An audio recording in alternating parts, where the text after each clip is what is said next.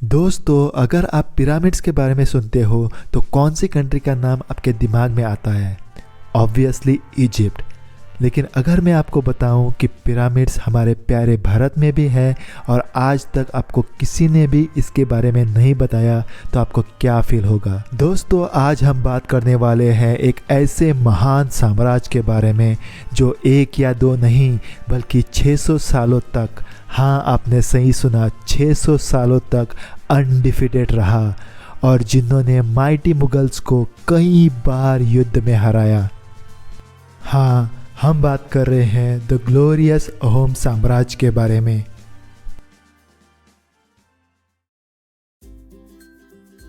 और दोस्तों, हमारे जर्नी की शुरुआत होती है गुवाहाटी रेलवे स्टेशन से। অনুগ্ৰহ কৰি মন কৰি 2-0-5-0-3 और मैंने ली है जन शताब्दी एक्सप्रेस जो गुवाहाटी रेलवे स्टेशन से 6 बजे सुबह छुट्टी है और लगभग 1 बजे पहुंच जाती है जोरहाट। जोरहाट पहुंचने के बाद दोस्तों अगले दिन मैं 6 बजे बस पकड़कर पहुंच जाता हूं चराइदेव, जो कि अहोम डायनेस्टी की पहली कैपिटल थी। दोस्तों, किसी भी रीजन का ट्रू सोल उसके गांवों में बसता है। Look at this beautiful village houses.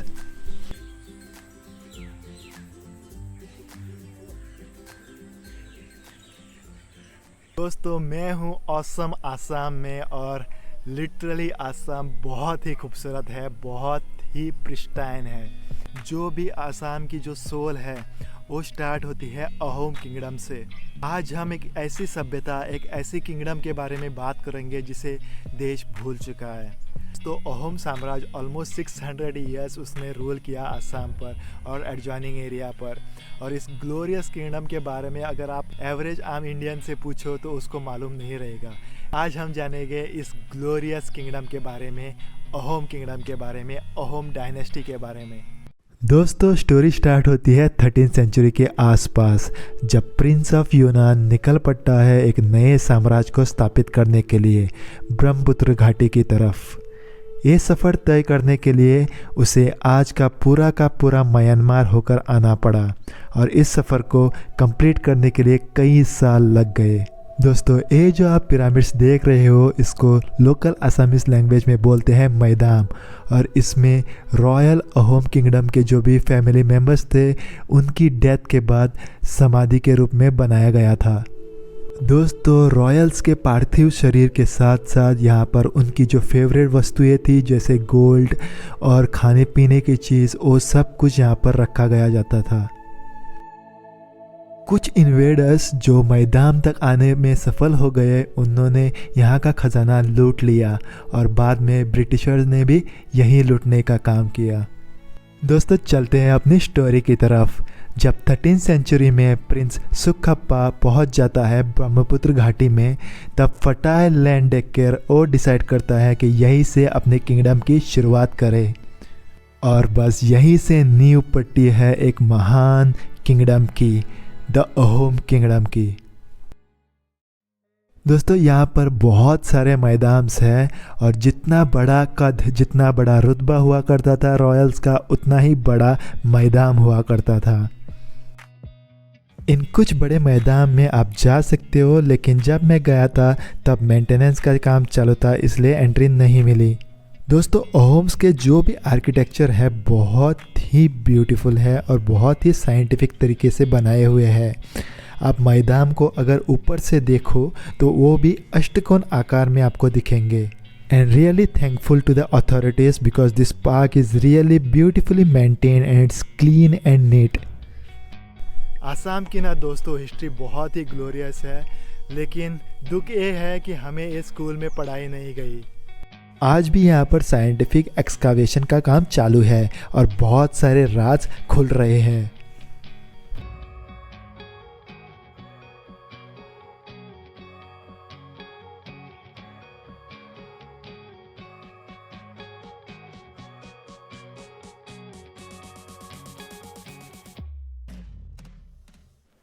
दोस्तों, अहोम्स जितने वॉरफेयर में माहिर थे उतने ही माहिर थे डिप्लोमेसी में।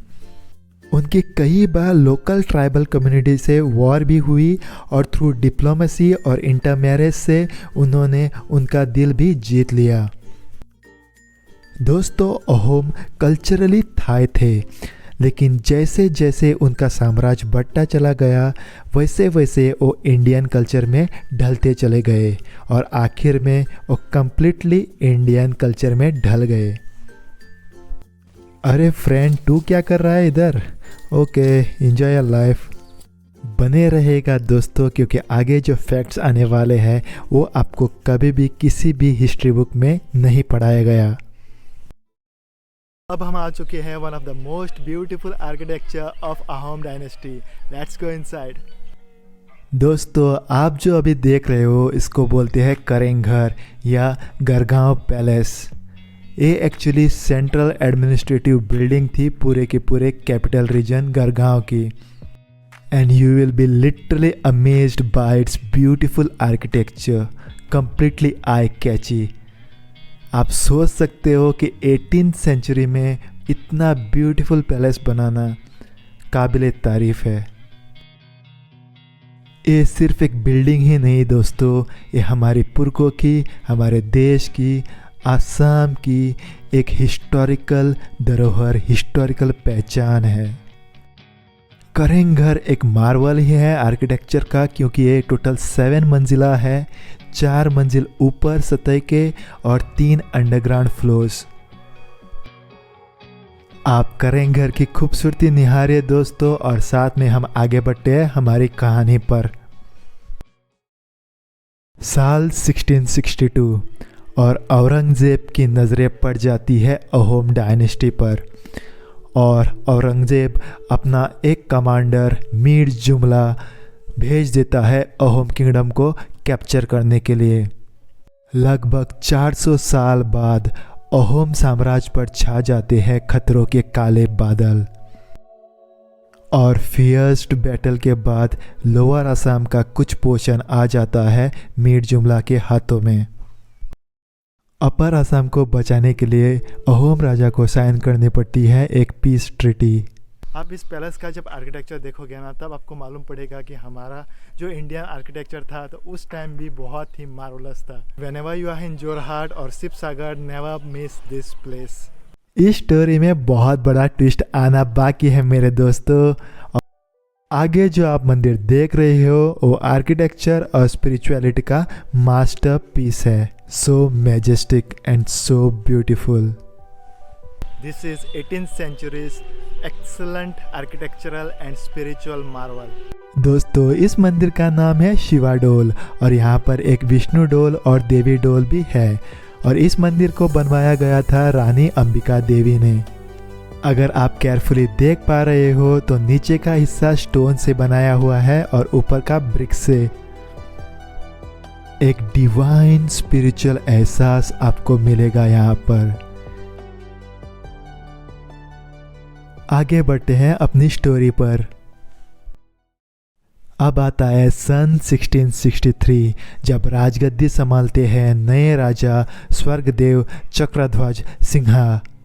दोस्तों, माना जाता है नए किंग बहुत ही तेजस्वी थे और उनको अपनी खोई हुई विरासत वापस पाने का जुनून था। लेकिन एक काम करने के लिए आपको एक ऐसा मिलिट्री कमांडर चाहिए होता है जो कि अपने देश के लिए, अपनी मातृभूमि के लिए टोटली समर्पित हो। एंट्री होती है उस लेजेंड की जिसने फिर इतिहास लिख दिया। हर मंदिर की तरह इस मंदिर में भी दोस्तों गर्भगृह, अंतराल और फिर मंडपम है, लेकिन इस मंदिर की सबसे यूनिक यह चीज़ है कि यहाँ का शिवलिंग जो कि ज़मीन में हॉलो डिप्रेशन के आकार में है।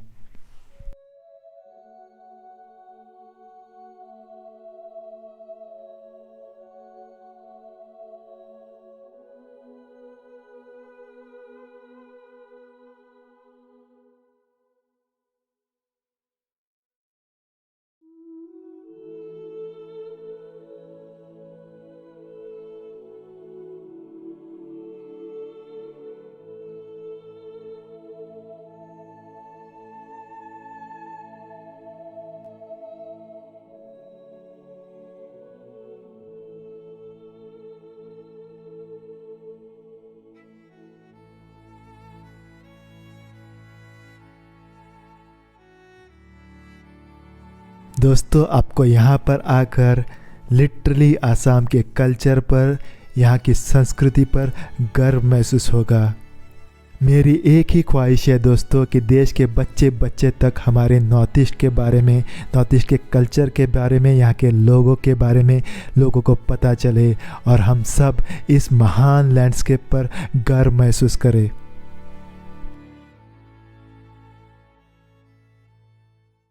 दोस्तों नेक्स्ट हम ऐसी जगह पर जा रहे हैं जो आई एम डैम श्योर आपको पता नहीं। मैं अभी जा रहा हूँ तलातल घर की तरफ।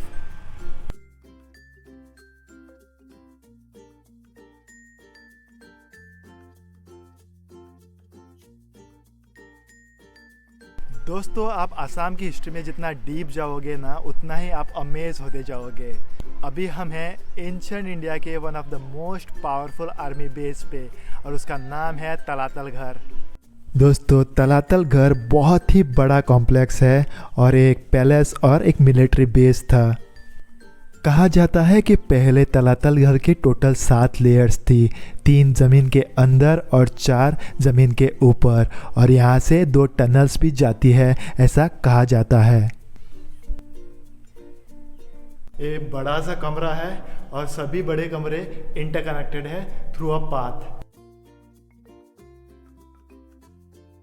चलो सैनिकों।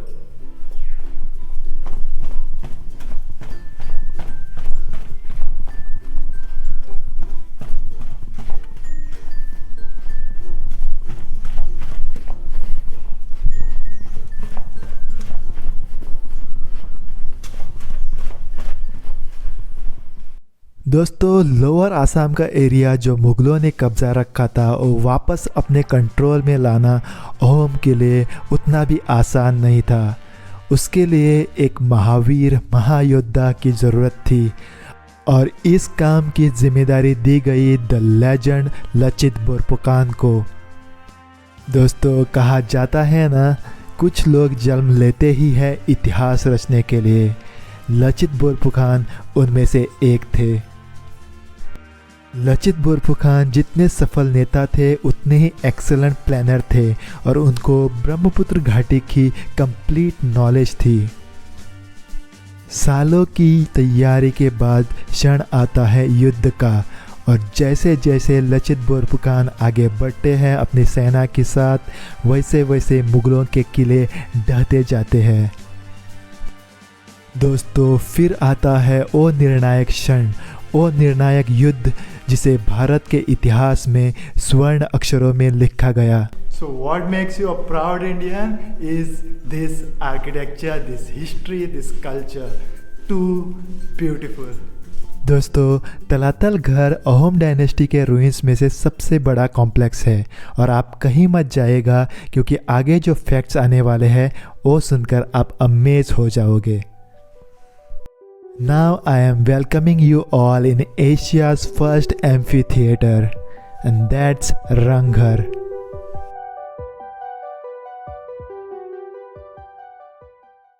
दोस्तों अभी हम खड़े हैं एक हिस्टोरिकल कल्चरल सेंटर में जो कि अहोम डायनेस्टी का मेन कल्चरल पॉइंट है और आप बोल भी सकते हो आसाम का मेन कल्चरल पॉइंट है।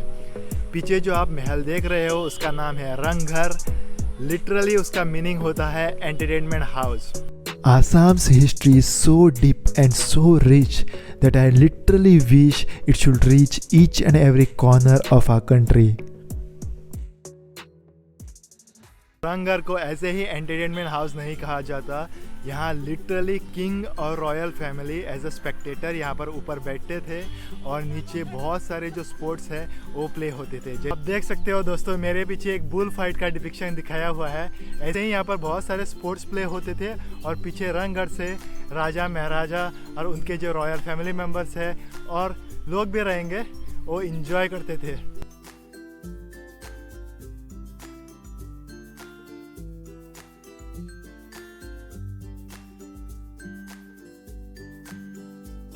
कहा जाता है अहोम किंगडम के टाइम में जब बिहू का सेलिब्रेशन यहीं से शुरुआत होता था और फिर आगे निकल जाता था।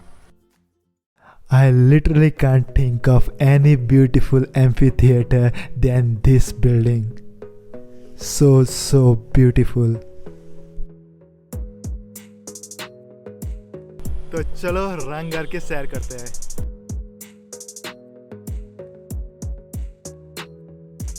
दोस्तों रंगघर बहुत ही पुरानी बिल्डिंग है, लेकिन आज भी शान से खड़ी हुई है, अपना पुराना गौरव दिखाते हुए। ऑन दी अदर साइड आप आजकल के कुछ मॉडर्न कंस्ट्रक्शन देखिए जो कुछ सालों के बाद ही क्रैक्स आने शुरू हो जाते हैं। This park is maintained so beautifully. चलो let's go on the first floor. वाह, जस्ट वाह। मैं जितना भी अहोम आर्किटेक्चर देख रहा हूँ उतना ही मैं अमेज होता जा रहा हूँ।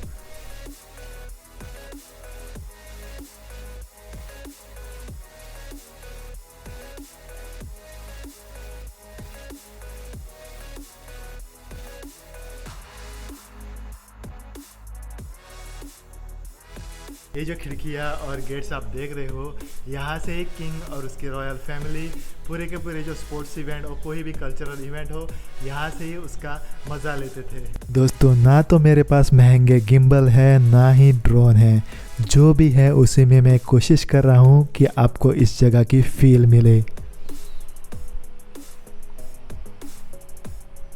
Friends, this is really beautiful architecture और उस टाइम में इतना ब्यूटीफुल आर्किटेक्चर बनाना बहुत ही काबिल तारीफ है। अब आते हैं स्टोरी के निर्णायक जंग में, द बैटल ऑफ सरायघाट।